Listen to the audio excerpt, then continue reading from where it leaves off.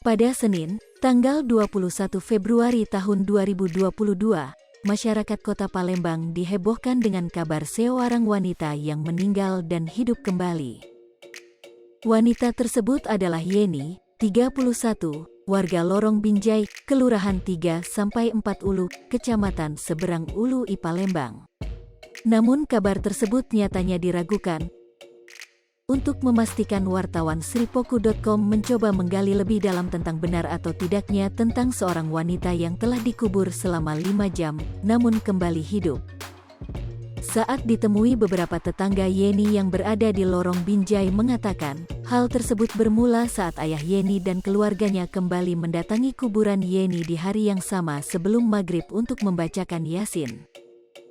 Kami mendapatkan informasi juga dari ibu-ibu pengajian bahwa pada saat membacakan Yasin di kuburan tersebut, ayah Yeni ini mendapatkan firasat bahwa Yeni seperti berbisik kepada ayahnya dan mengatakan bahwa ia belum meninggal dan masih hidup, ujar beberapa ibu-ibu, Selasa, tanggal 22 Februari tahun 2022. Setelah itu heboh dan beberapa warga kembali membuka kuburan Yeni untuk memastikan kabar tersebut.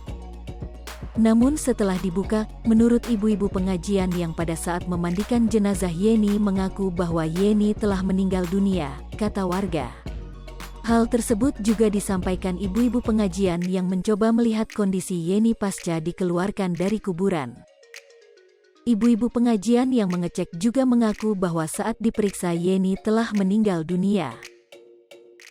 Selain badannya yang telah dingin dan kukunya juga tidak lagi merah pada saat ditekan, jelas warga.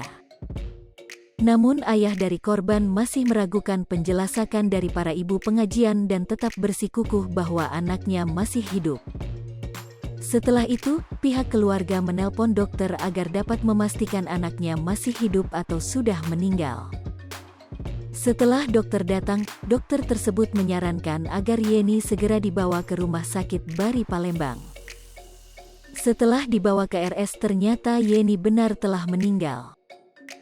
Kemudian keesokan harinya Senin, tanggal 21 Februari tahun 2022, pagi Yeni kembali dikuburkan, tutur warga.